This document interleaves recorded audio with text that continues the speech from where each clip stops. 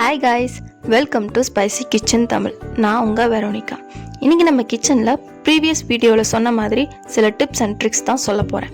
அதுக்கு முன்னாடி first time நம்ம சேனலை பார்க்குறவங்க மறக்காமல் சப்ஸ்கிரைப் பண்ணிக்கோங்க. சப்ஸ்கிரைப் பண்ணிட்டு பக்கத்தில் இருக்க பெல் ஐக்கான் ப்ரெஸ் பண்ணிக்கோங்க. நம்ம ப்ரீவியஸ் வீடியோவில் நான் மாங்காவோட பெனிஃபிட்ஸ் மட்டும்தாங்க சொன்னேன். ஆனால் இன்றைக்கி நான் உங்களுக்கு சில டிப்ஸ் தரலான்ட்டு இருக்கேன். அதாவது நான் நம்ம கிச்சனில் யூஸ் பண்ணுற ஒரு விஷயம். நான் தொடர்ந்து ஒரு 3 டிப் தர போகிறேங்க. ஃபர்ஸ்ட் நம்ம பார்க்க போகிறது வடுமாங்காய். மாங்காவை நல்லா க்ளீன் பண்ணி ஒரு சின்ன சின்ன பீசஸாக கட் பண்ணி அதை உப்பு போட்டு நல்லா காய வச்சு எடுத்துக்கோங்க.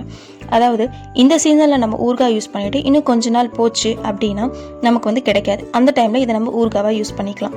அண்ட் செகண்ட் ஒன், மாங்காவை நான் பீஸாக கட் பண்ணியிருக்கேன். அதாவது ஒரு மாங்காவை நான் 3 பீஸாக கட் பண்ணியிருக்கேன். இது நமக்கு போதும். இப்போ கட் பண்ணி வச்சுருக்க எல்லாத்தையுமே நான் ஸ்லைஸ் பண்ணி எடுத்துக்க போகிறேன்.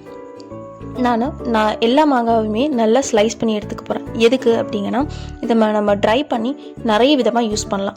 அதாவது புளி யூஸ் பண்ணால் முட்டி வலி வரும் அப்படின்னு இருக்கவங்களுக்கோ, இல்லை பெரியவங்க புளிப்பு சாப்பிட மாட்டாங்க அப்படிங்கிறவங்களுக்கும் இதை நீங்கள் ஆட் பண்ணி கொடுக்கலாம். கண்டிப்பாக எந்த விதமான சைட் எஃபெக்ட்ஸும் உங்களுக்கு வராது. இப்போது எல்லாத்தையுமே நல்லா கிரேட் பண்ணி அதை நம்ம ட்ரை பண்ணி எடுத்துக்கிறனால இதை நம்ம எவ்வளோ நாள் வேணால் ஸ்டோர் பண்ணி வச்சுக்கலாங்க. எதுவுமே ஆகாது. ரசத்துக்கும் நான்வெஜ் குழம்புங்களுக்கும் தவிர்த்து நீங்கள் வேறு இது எதுக்கு வேணால் யூஸ் பண்ணிக்கலாம். அதாவது ஒரு ஃப்ரை பண்ணுறதுனாலோ இல்லை போண்டா பஜ்ஜி நீங்கள் எதுக்கு வேணால் இதை நீங்கள் யூஸ் பண்ணிக்கலாம்.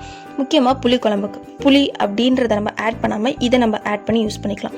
நான் இப்படி ஸ்லைசஸ் பண்ணி வச்சுருக்கனால இதை நான் இப்படியே கூட யூஸ் பண்ணலாம்.